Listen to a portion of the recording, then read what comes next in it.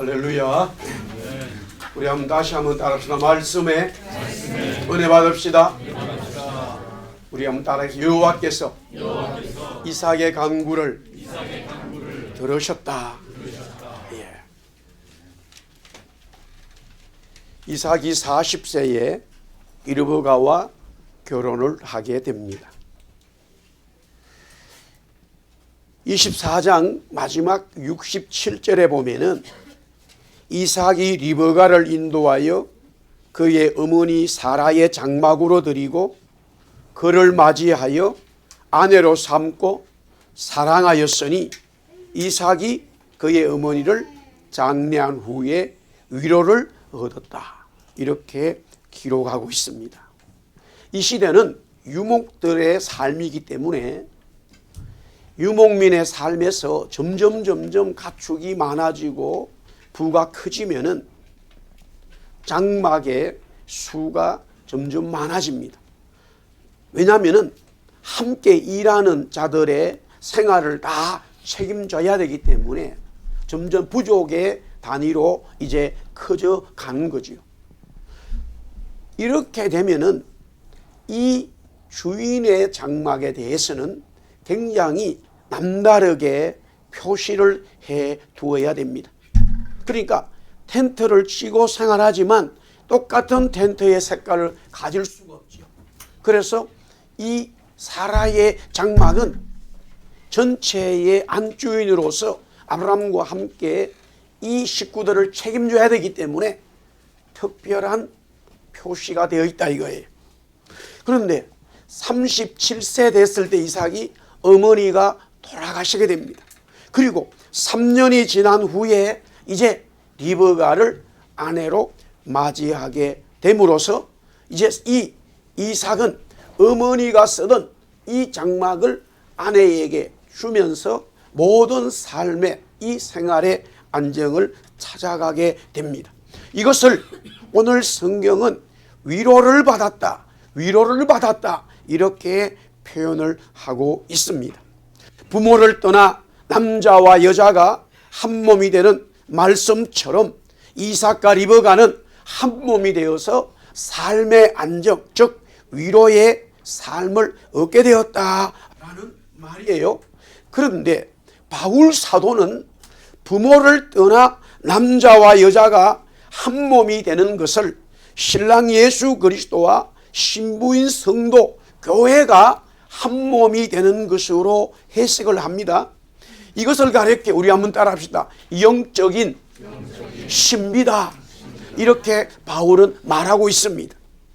그리스도와 창조주인 하나님의 아들 그리스도와 구원받은 성도들이, 저와 여러분들이 신랑 신부가 되어서 한 부부가 된다라고 하는 이 놀라운 영적인 신비를 설명하고 있어요.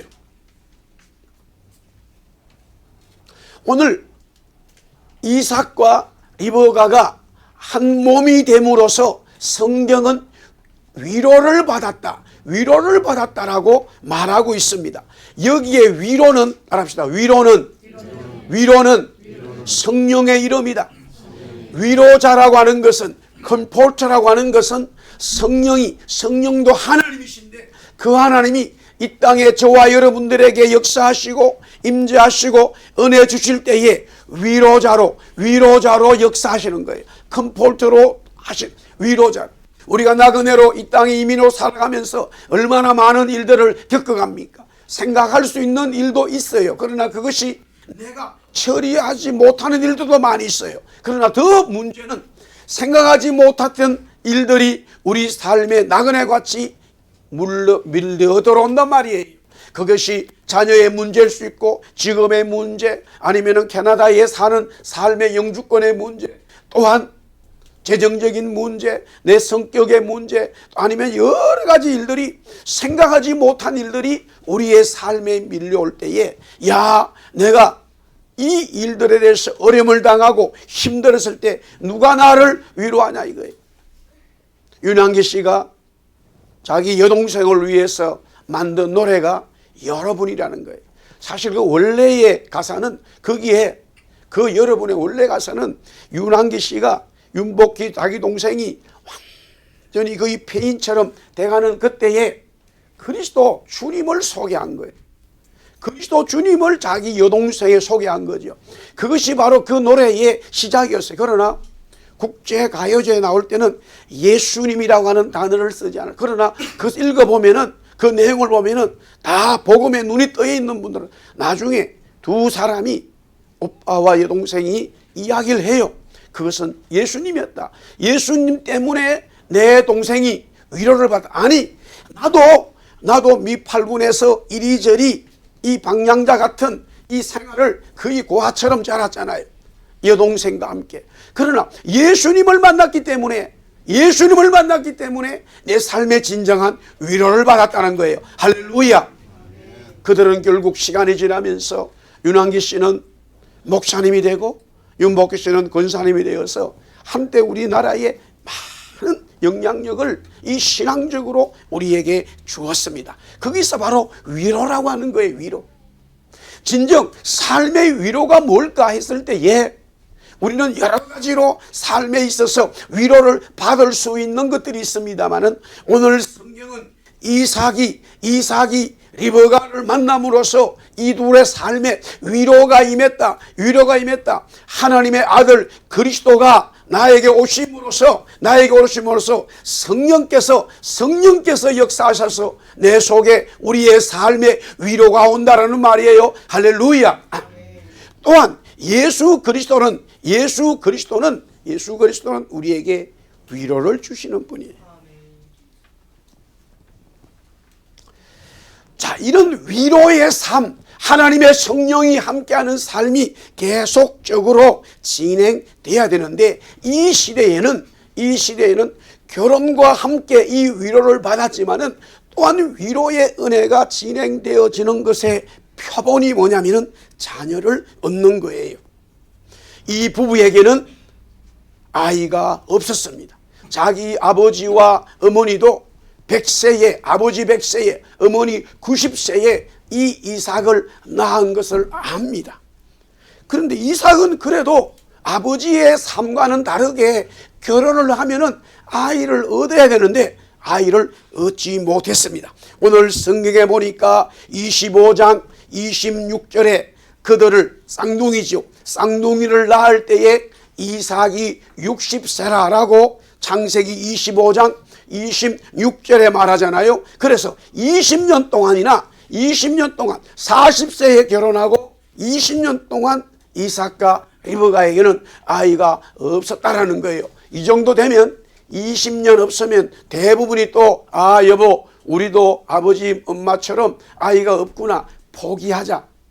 요사이처럼 뭐 시험관에게 해봐야 되나, 아니면 또 입양을 해야 되나, 이런 생각을 하게 되죠. 똑같은 마음에서 아버지는 이스마엘을 얻었단 말이에요. 그러나 이삭은 이미 자기가 태어난 그것이 하나님의 전적인 역사인 것을 알고 있었기 때문에, 하나님의 역사로 자기가 태어난 것을 알고 있기 때문에 이삭은 후처를 드리거나 다른 옵션 선택을 하지 않고 있다 이거예요. 그러면 이 문제를 어떻게 해결해 나갈 것이냐? 오늘 성경은 그렇게 말합니다. 우리 한번 따라합시다. 하나님 앞에 이삭은 간구했다.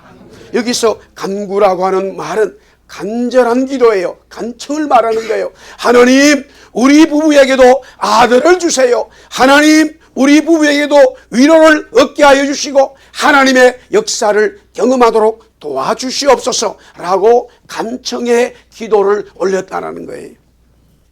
예수 믿고 구원받아서 생활하면서 정말 이런저런 일들이 있지만 하나님의 성령이 내 삶 속에서 위로하여 주시고 은혜 주시는 이런 것을 경험하면 힘이 생기죠. 그럼에도 하나님의 성령이 나와 함께 하심을 분명히 믿고 있음에도 어떤 일들을 만났을 때는 또 좌절되고 어떨 때는 또 마음이 불편하고 이 문제를 어떻게 해야 되나라고 고민도 되고 이런 일들을 경험하게 되지요. 그러나 우리 성도들이 이때에 할 수 있는 중요한 무기가 있어요. 굉장한 핵폭탄 같은 무기가 있어요. 그것은 하나님 앞에 내가 간절한 마음으로 기도의 제단을 쌓는 거예요. 할렐루야. 하나님 앞에 간절하게 그 기도의 제단을 오늘 이삭이 하나님 앞에 간청했다, 간구했다. 하나님 앞에 이 문제를 내어놓고 기도로 나갈 때에 하나님은 기도의 응답을 주셨다라는 거예요. The Lord answered his prayer. 하나님께서는 그의 기도에 응답하셨다라는 거예요. 하나님은 그의 기도를 들어 역사하여 주셨다라는 거죠. 그래서 이삭의 아내 리브가는 쌍둥이를 임신하게 되었다라는 말입니다. 자, 이삭의 간구로 응답되어진 두 아들의 내용이 이제 시작이 되어집니다. 오늘 창세기 25장 22절부터 23절 말씀을 다시 한번 보도록 하겠습니다. 22절 23절 같이 읽습니다. 시작. 그 아들들이 그의 태 속에서 서로 싸우는지라 그가 이르되 이를 공유에는 내가 어찌할꼬 하고 가서 여호와께 묻자오되 여호와께서 그에게 이르시되 두 국민이 내 태중에 있구나. 두 민족이 내 복중에서부터 나누리라. 이 족속이 저 족속보다 강하겠고 큰 자가 어린 자를 섬기리라 하셨더라. 지금 태중에서 쌍둥이를 임신한 엄마가 이 보니까 뭐 처음부터 이미 쌍둥이를 알아버렸어요. 왜? 싸워버리기 때문에. 엄마들이 아이를 임신했는데 내가 이거 쌍둥이 임신했는지 3명 임신인지 모르는 거예요. 왜 안 싸우고 가만히 있기 때문에. 그런데 알아버린 건 싸우기 때문에 알아버린 거예요. 우리 아내도 첫 임신은 아이를 3명을 가졌어요. 우리 혜리 보세요. 얼마나 건강합니까? 3명을 이기고 다시 나온 거예요. 병원에 갔더니만은 의사가 이거 좀 특별 검사를 해야 된다. 그래가지고 또 갔습니다. 그래서 이제 저는 밖에서 기다리고 있고 아내는 들어가서 검사를 하고 있는데 나중에 간호사가 저를 들어라 그러더라고요. 그러더니만은 사진 찍은 걸로 여기 한 명 있고 여기도 한 명 있고 여기도 한 명이 3명입니다. 이야. 그때 어머니는 이렇게 말씀하셨어요. 자기가 하나 키우고 네가 하나 키우고 며느리가 하나 키우고 그러면 된다. 우리 신 목사님은 그때 이랬어요. 지금 신 목사님 계시잖아요. 자기는 시간이 오래 걸려서 3명을 낳았는데 장전 의사는 능력이 좋아서 어떻게 한꺼번에 3명을 만들었나. 근데 그게 문제가 아니에요. 의사는 굉장히 좀 심각한 이야기를 하더라고요. 이 3명이 같은 시간 동대로 이렇게 잘하면 관계가 없겠죠. 뭐 새 쌍둥이에 낳아야 되겠죠. 그러면서 이제 책거를 계속 해 나가는데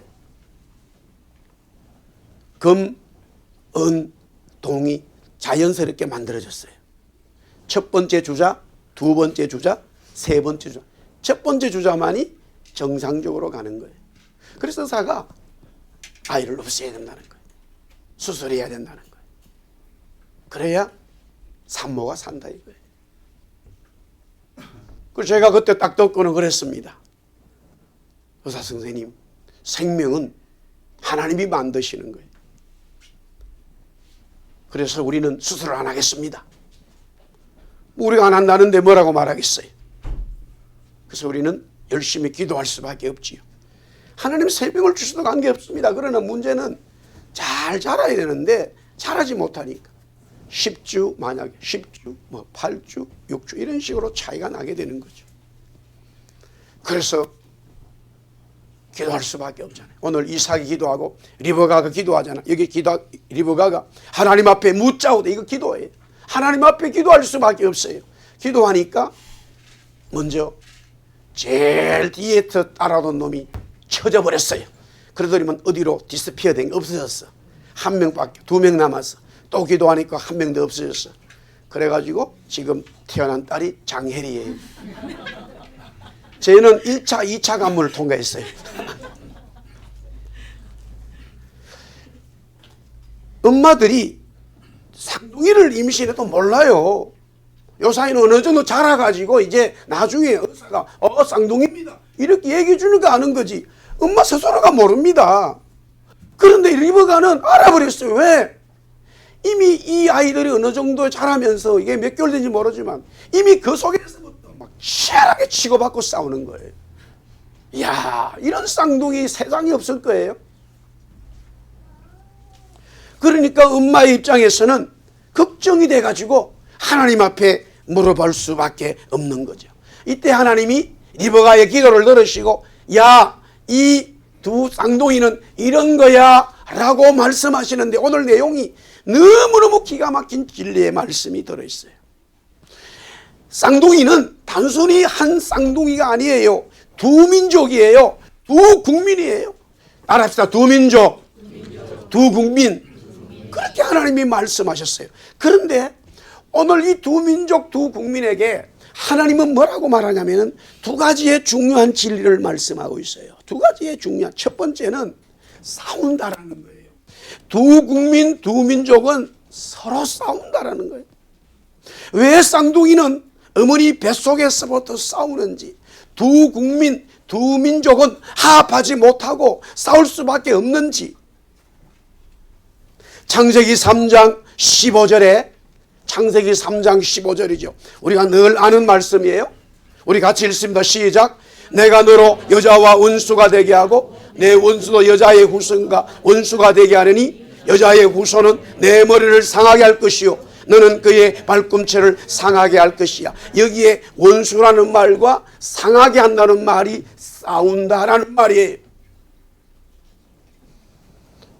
뱀인 사탄과 여자의 후손이 원수가 되어가지고 화합할 수 없고 계속적으로 싸운다라는 거예요.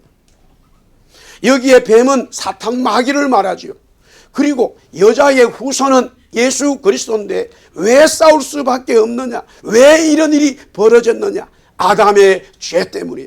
아담의 죄 때문에 싸움이 일어나 버린 거예요. 이 싸움은 본질은 뱀적 사탄과 여자의 후손 예수 그리스도와의 싸움이죠. 사랑하는 성도 여러분, 인간은요 이미 아담은 뱀 사탄에게 잡혔기 때문에 사탄과 싸울 수 없어요. 여러분, 이미 우리는 사탄에게 지고 말았어요. 사탄은 모든 인간을 다 점령해 버렸어요. 이 세상을 다 점령한 거예요.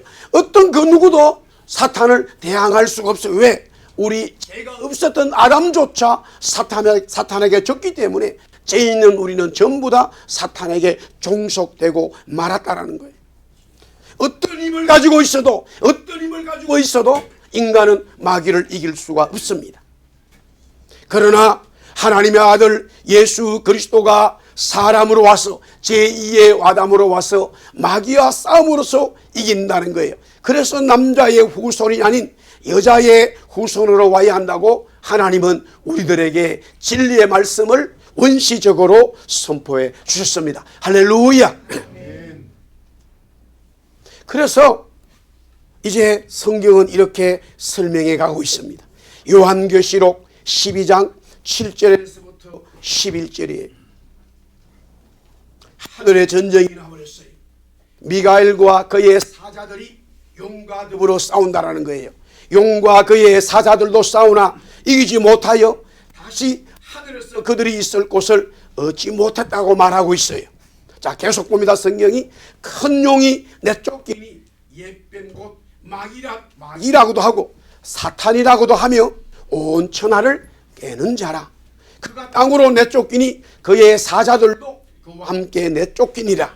내가 떠돌이니 하늘에 큰 음성이 있어 이르되 이제 우리 하나님의 구원과 능력과 나라와 또 그의 그리스도의 권세가 나타났으니 우리 형제들을 참소하던 자 곧 우리 하나님 앞에서 밤낮 참소하던 자가 쫓겨났고 또 우리 형제들이 어린 양의 피와 자기들이 전하는 말씀으로서 그를 이겼으니 그들은 죽기까지 자기들의 생명을 아끼지 아니하였도다. 할렐루야. 아멘. 자, 이게 말씀이 무슨 말이냐?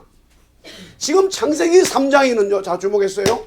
창세기 3장에는 그 사탄 마귀가 뱀에 들어가서 이 하나님이 창조하신 이 아담을 이겨버린 거예요. 그런데 그 일이 있기 전에 하늘나라에서 이 사탄 마귀는 원래 루시퍼라고 하는 천사였어요. 그런데 하나님의 피조물이었지요. 하나님이 만드신 천사였지요. 그런데 하나님 앞에 대항하게 됩니다. 하나님 앞에 창조주에게 싸움을 걸었어요. 그래서 하나님은 하늘나라의 군사인 미가엘을 시켜서 저놈 좀 정리해라. 이렇게 되니까 싸우다가 결국에는 이 마귀가 졌습니다. 저거는 세상으로 내려온 거예요. 세상에 와서 아담하고는 이겨버렸고 아담의 우선 우리들은 다 질 수밖에 없어요. 우리는 그 누구도 마귀를 이길 수 없는데 오늘 여기 성경에 보니까 마귀를 이긴 성도들이 있는 거예요. 어떻게 이겼느냐? 바로 오늘 중요한 말씀 우리 한번 따라합시다. 어린 양의 피와 하나님의 말씀으로서. 저 그렇습니다. 우리가 죄의 속성을 가지고 있어서 마귀를 싸워서 이길 수는 없습니다. 그것은 이스라엘 백성이 노예의 신분으로서는 절대적으로 애굽을 이길 수가 없어요. 세월이 흐르면 흐를수록 계속적으로 바로 황제의 통치를 받을 수밖에 없어요. 그 누구도 이길 수가 없어요. 그런데 저와 여러분 속에 예수 그리스도, 마귀를 이긴 여자의 우선 예수 그리스도가 여러분의 심령 속에 자리 잡았을 때 우리는 예수 그리스도의 피로, 어린 양의 피로, 예수 그리스도의 능력으로, 하나님의 말씀으로 이 마귀를 싸워 이길 수 있다라는 말이에요. 할렐루야. 아멘. 그렇게 성경은 진리를 선포하고 있습니다. 예수 그리스도와 피와 하나님의 말씀으로 우리는 마귀를 이길 수 있습니다. 그러면서 바울은 또 이렇게 말합니다. 갈라디아서 5장 17절에 보니까 우리 같이 한번 또 말씀 읽어볼까요? 시작. 육체의 소욕은 성령을 거스리고 성령은 육체를 거스르나니 이 둘이 대적함으로 너희가 원하는 것은 하지 못하게 하려 함이니라. 자, 그리스도를 영접하지 않은 사람은 이미 마귀에게 졌기 때문에 마귀가 주는 모든 속성을 가지고 있어요. 하나님의 속성 이미지는 이미 다 상실돼 버렸어요. 마귀에게 지배를 당한 거예요. 그래서 마귀와 싸울 수가 없는데 그리스도를 영접함으로써 진리의 영 성령이 우리에게 함께 하심으로 마귀를 싸워나가는데 우리 속에 예수를 믿게 되면 이제 육신의 소욕과 성령의 소욕이 두 나라가, 두 존재가 싸우게 되는 거예요. 예수 믿고 구원받은 성도 한 사람 속에 두 나라가 있어요. 두 민족이 있어요. 두 소욕이 있어요. 하나는 성령의 소욕이요, 하나는 육신의 소욕이 끊임없이 싸우는데 바울은 이렇게 말합니다. 하나님, 내가 이 육체의 소욕 때문에 너무 공고하고 죽을 수밖에 없는데 날마다 그래서 십자가 앞에 내 육신의 소욕을 죽입니다. 내 육신의 소욕을 십자가 앞에 내려놓습니다. 할렐루야. 아멘. 우리는 그리스도를 영접한 이후에 요한계시록의 말씀처럼 영원한 하나님의 나라가 갈기 전까지는 우리 속에는 이 두 나라가, 두 민족이 싸우고 있어요. 두 성격, 두 학파가 싸우고 있는 거예요. 하나는 육신의 소욕, 하나는 성령의 소욕이 끊임없이 우리를 괴롭히고 있어요. 어느 때는 하나님의 말씀대로 성령의 소욕대로 순종하고 영광을 돌리지만 또 어느 때는 내 성격과 내 경험과 내 생각대로 하나님의 일을 거스르는 거예요. 그것은 저도 똑같이 일어나고 바울도 누구에게나 그리스도를 영접한 하나님의 사람에게는 똑같이 일어나는 영적인 이 두 에서와 야곱의 문제가 있다 이 말이에요. 그것이 우리에게는 그래서 철저히 우리 스스로가 육신의 소욕을 이길 수 없어요. 우리 한번 따라합시다. 성령 하나님, 나를 불쌍히 여기세요. 예, 은혜 주시란 말. 성령 하나님 도와주세요. 하나님 역사해 주세요. 만이 성령의 소욕만이 우리의 육신의 소욕을 이길 수 있지. 그 누구도 육신의 소욕 속에 다 잠기게 되어져 있어요. 예수 믿었다고 좀 신앙생활을 한다고 아유 목사님이 왜 저러지, 왜 장로님 왜 저러지, 우린 이런 일들을 보게 되어집니다만 사실은 물론 그렇게 하면 안 되지요. 그러나 그런 일이 일어났을 때 어떤 면에서는 육신의 소욕을 이길 수 있는 자는 없다라는 말이에요. 그래서 하나님은 이렇게 되어지는 상황이 발생했을 때 하나님이 최소한 우리들에게 요구하는 마지막 댐이 있어요. 마지막 보류가 있어요. 그게 뭐냐? 우리 다 같이 따라합시다. 하나님 앞에 회개하자. 하나님 앞에 돌아가자. 하나님께로 돌아가자. 할렐루야. 하나님께로 돌아오는 자는, 하나님께 엎드리는 자는 하나님의 자비를 받을 수 있다고 하나님은 우리에게 말씀하고 있습니다. knowledge is power라는 말이 있어요. knowledge is power. 지식이 힘이에요. 요사이는 money is power. 돈이 힘이다. 그런데 이 두 민족이 끊임없이 싸우니까 합이 될 수가 없으니까 결국에는 나누어진다는 거예요. 계속 싸우기 때문에 나누어질 수밖에 없어요.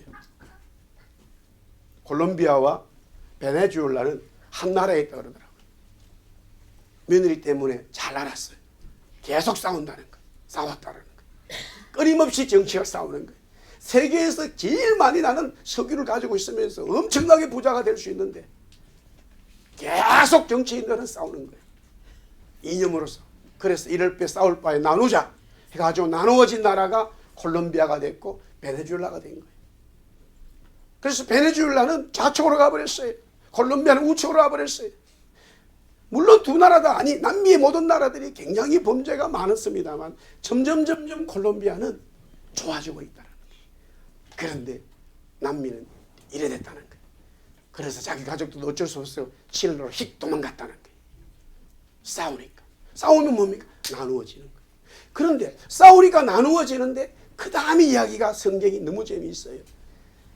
큰 자가, 우리 한번 따라합시다. 큰 자가 어린 자를 섬긴다. 이게 말을 이해하기 어려운 거예요. 힘 있는 자가요, 힘 없는 자를 지배하게 돼 있어요. 힘이 없은 자는 무조건 힘 있는 자를 섬기게 돼 있어요. 세상 논리는 그래요.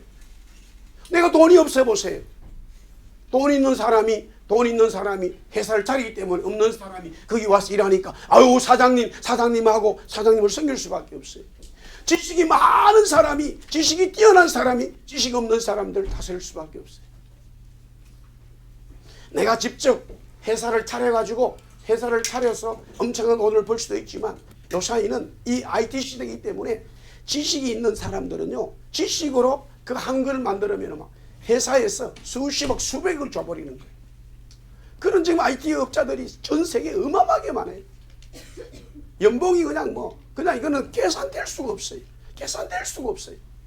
그만큼 지식이 강하면 강할수록 힘이 있는 거예요. 그런데 오늘 성경의 말씀으로 비춰본다면 돈 있는 자가, 돈이 있고 힘이 있는 이 지식이 있는 자가 없는 자를 섬긴다는 거예요. 이게 말이나 되겠습니까? 그래서 가끔씩 성경을 이해하다가도 어느 순간 이게 뭐지라고 이해되지 않을 때가 너무나 많다라는 거예요. 여기 큰 민족은 에서였어요. 그런데 어린 민족은 야곱이에요. 자, 그 내용이 계속 나오는 거예요. 어쨌든 성경은 큰 민족이 어린 자를 섬긴다는 거예요. 여러분들, 세상이 크게 보입니까? 교회가 크게 보입니까? 요한계시록에 요한이 밤모섬에서 하나님 말씀 받을 때에 로마가 크게 보입니까? 에베소 교회가 크게 보입니까? 묻는 게 바보죠, 제가. 바로 이 성경의 진리. 모든 사람들은 로마가 이길 거라고 생각합니다. 로마가 힘이 크기 때문에. 에베소 교회는 가정에 모이는 성도들 얼마 되지도 않아요. 스무나 교회는 몇 명 되지도 않아요. 우리보다 훨 작은 인류. 그 에베소 교회 스무나 교회가 어떻게 로마를 이겼습니까, 여러분들? 그런데 그 교회가 로마를 이깁니다. 큰 제국이 어린 교회를 섬길 수밖에 없는 거예요. 이게 하나님의 진리의 말씀이에요. 할렐루야.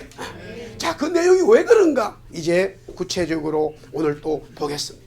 이 에서와 야곱을 통해서 볼 수 있죠.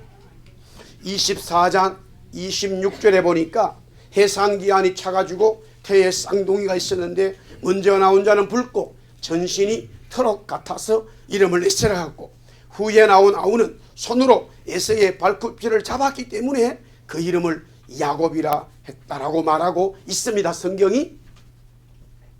그래서 먼저 두 나라, 두 국민의 모습이 아주 중요합니다.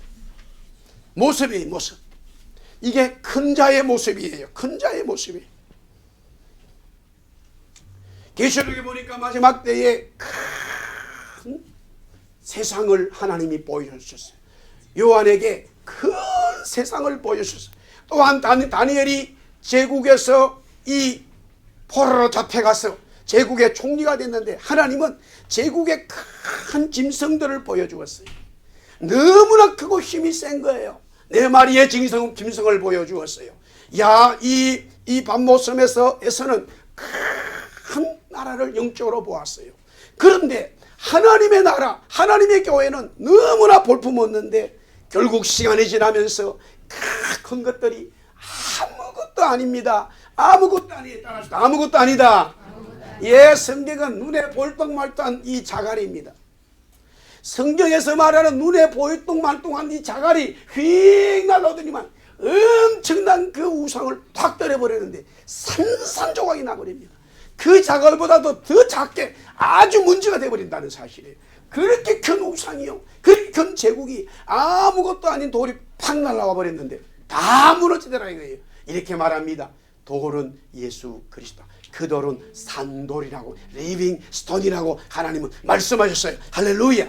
모습이 중요하죠. 여러분들 신앙의 모습을 가져야 돼요. 세상에서 크게 보인다고 그것이 큰 것이 아니에요. 여러분, 작게 보인다고 작은 것이 아닙니다.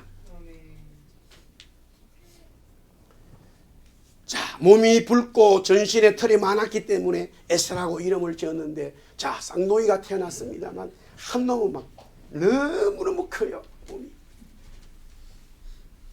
요사이로 말하면 천하장사급이에요. 몸이 얼마나 좋은지. 어떻게 똑같은 엄마 뱃속에서 똑같은 음식을 먹었는데 큰 놈과 작은 놈이 이렇게 차이가 날 수 있냐 이게. 자라면서 좀 차이가 날 수 있을지 몰라도 태어나면서부터 완전히 다른 이 쌍둥이가 태어난 거예요. 한 놈은 막 이거 저 살 수 있겠나 싶을 좀 그런 놈이 한 놈이 태어나 버렸어요. 그런데 나오면서 형의 발굽기를 꽉 잡고 나오는 거예요. 이것도 신기하게 이럴 데가 없어요. 그랬어요. 창세기 오늘 25장 28절에 보니까 이렇게 되어져 있어요. 이삭은 에서가 사냥한 고기를 좋아하기 때문에 그를 사랑하고, 리브가 어머니는 야곱을 사랑했어. 왜? 야곱은 계속 엄마 치마 밑에서 붙어있는 거야. 그러니까 엄마 하는 일에 부엌 일을 막 돕는 거야. 일어나면 이미 새벽 일찍이 에서는 칼을 딱 메고 나가버렸어요. 고기 잡으러 갔어요. 사슴 사냥하러 갔어요. 이리저리 막 돌아다니면서 고기를 잡아라. 야곱은 어린아가지고 엄마에게 설거지도 좋아가지고 이불도 좋아가지고 젖자도 좋아가지고 그러니까 엄마가 좋은 거예요. 그러니까 엄마는 야곱을 좋아하고 에서는 이삭은 에서를 사랑하게 되었다라고 성경은 말하는데, 하나님은 분명히 하나님은 야곱을 사랑했다라고 말을 해요. 그러면 리브가가 야곱을 사랑했기 때문에 하나님이 사랑했느냐?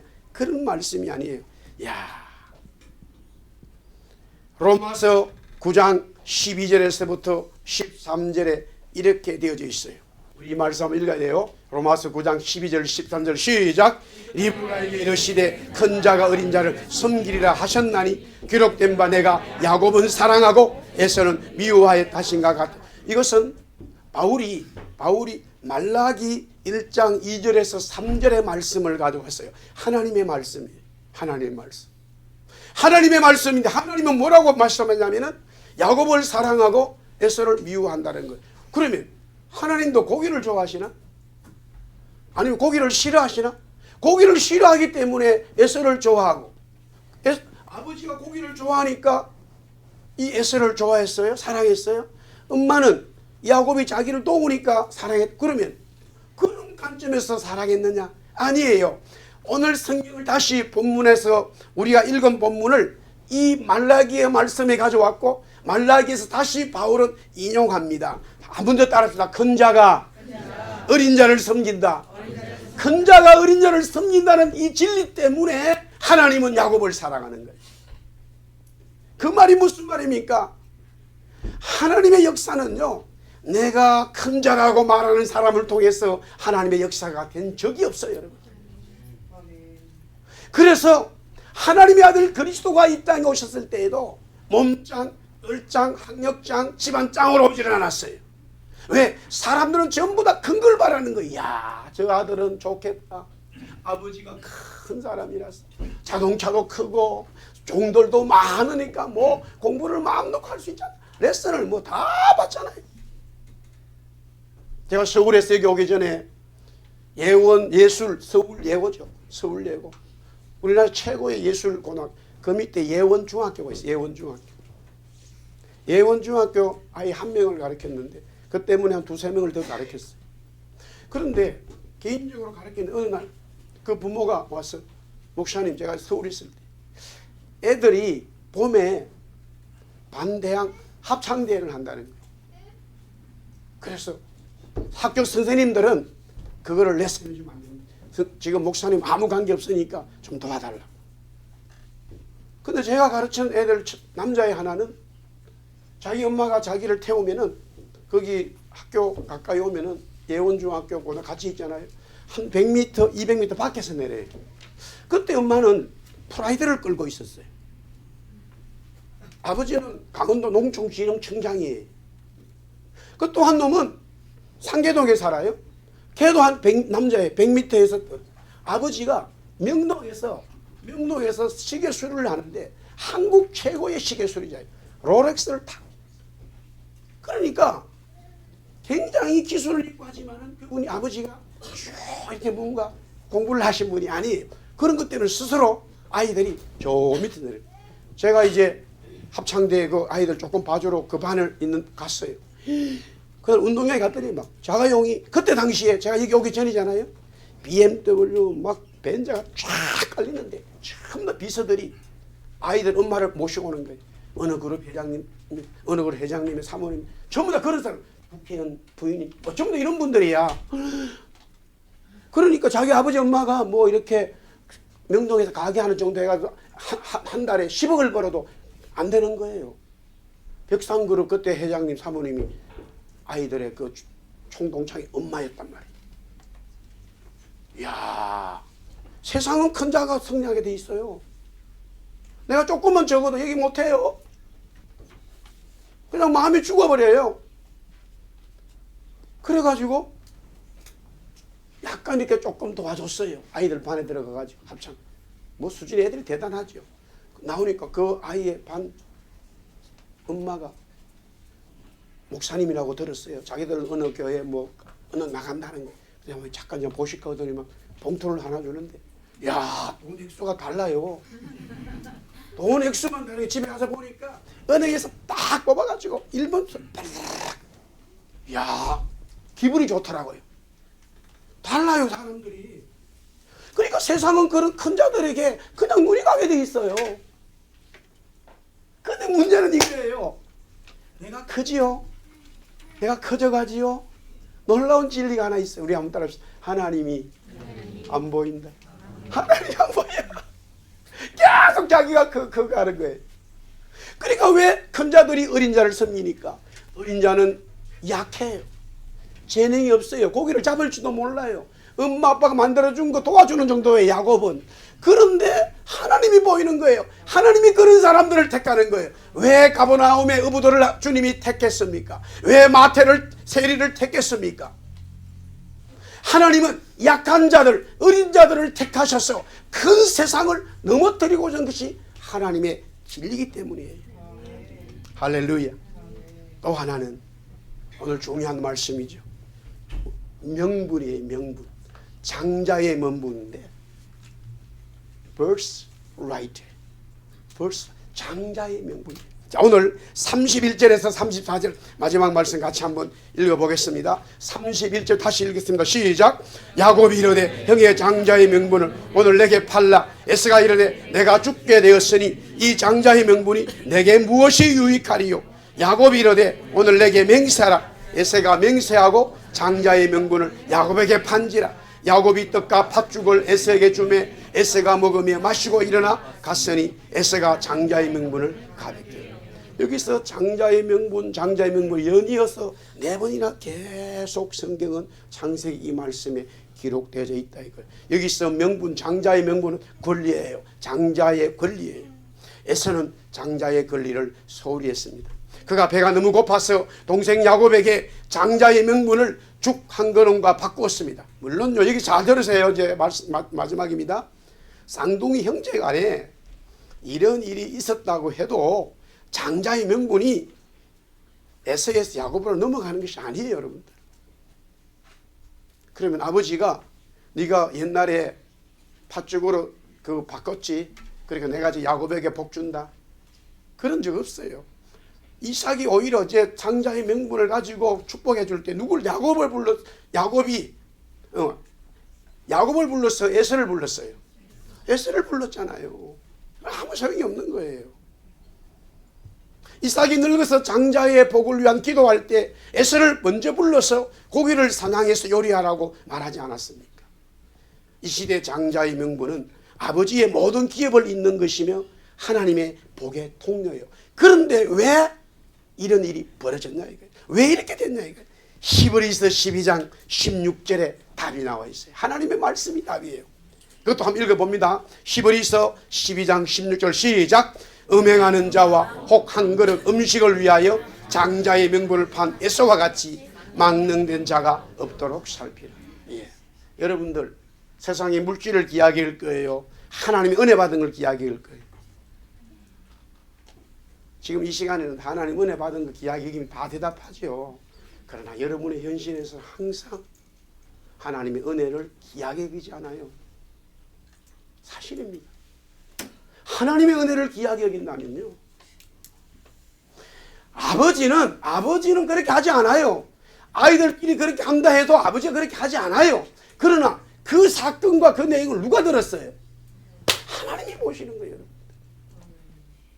하나님은 하나님의 말씀을 더 중요하게 여기는 사람들에게 하나님의 나라를 맡기는 거예요. 승리를 주시는 거예요. 야곱은 자기가 차남으로, 쌍둥이 차남으로 태어난 것이 너무 안타까운 거예요. 그런데 몸도 약해요. 능력도 없어요. 모든 게 부족해요. 그러니까 요사이 세상 말로 말하면 이 잔대가를 자꾸 굴리는 거예요. 머리를. 계속 그런 사건이 일어나요. 그러나 근본적으로 이 야곱의 이 속이는 것을 하나님이 용납하신 것은 아니에요. 그러나 중요하게 본 것은 야곱이 뭘 가지고 있는 걸 원하는 거예요. 하나님의 장자의 명분의 은혜를 받기를 원했다는 거예요. 그것을 하나님이 보고 계시는 거예요. 그래서 하나님이 주시는 복을 받기를 원하는 그 마음은 그대로 하나님이 가져가시고, 단지 방법론적으로 잘못된 것을 하나님이 훈련시킨 거예요. 할렐루야. 우리는 이 방법을 용납할 수 없어요, 여러분들. 그리스도인들은 그렇게 해서는 안 돼요. 그런데 하나님의 장자의 명분, 즉 하나님이 주신 은혜를 받고자 내가 모든 삶을 거기에 투자하겠다라는 그 마음을 하나님이 받으신 거예요, 야곱이. 그래서 여기서 뭐라고 그러냐면은 망령된 자라는 거예요. 에서가 그냥 죽 한 그릇 형제간에 파는 거 아무 문제 아니에요. 그러나 하나님의 말씀은 뭐라고 선언하고 있냐면 망령된 자라고 설명해요. 그뿐만이 아니라 음행하는 자. 여기서 음행하는 자는 하나님을 섬기지 않고 이방신을 섬기는 우상 숭배자를 말하는 거예요. 아니, 팥죽 한 그릇 판 것이 어떻게 우상 숭배자가 되고 팥죽 한 그릇 판 것이 어떻게 망령된 자가 될 수 있습니까? 그만큼 따라합시다. 하나님의 은혜는, 하나님의 구원은 너무 중요하다. 아멘. 그것을 우리에게 말씀해 주고 있는 거예요. 내가 무엇을 붙들겠어? 이럴 수 있어도요, 다 이럴 수 있어도 하나님의 은혜를 붙들어야 돼요. 아멘. 다른 거 붙들면 얻은 것 같아도요, 시간 지나면요 다. 그러나 하나님의 은혜를 붙들면 다 잃은 것 같지만 영원한 기업의 역사로 남게 된다는 사실이에요. 할렐루야. 그 주님을 찬송하고 찬양합니다. 한 주간 승리하기를 주의 이름으로 축원합니다. 우리 다 일어나서 찬송하겠습니다. 368장입니다. 주 예수의 은혜를 내려주사 368장 찬송하겠습니다.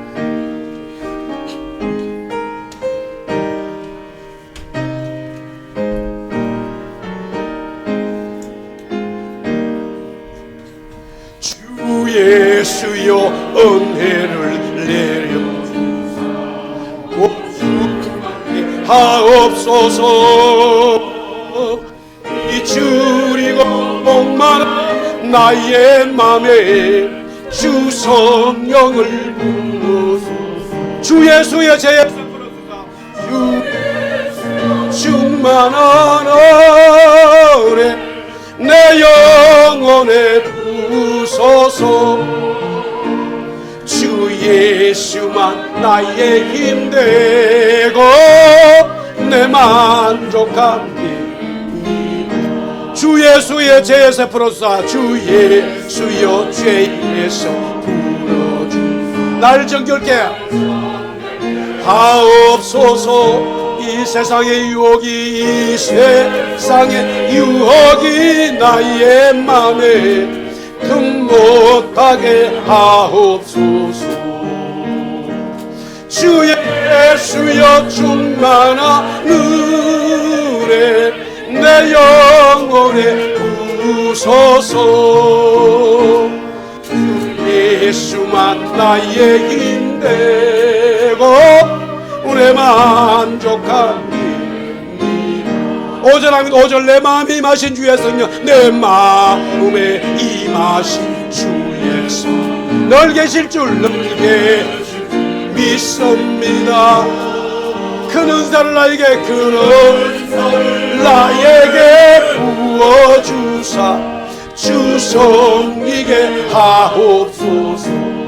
주 예수의 아멘. 주의 충만한 은혜 내 영혼에 부으소서. 주 예수만 나의 힘되고 내 만족한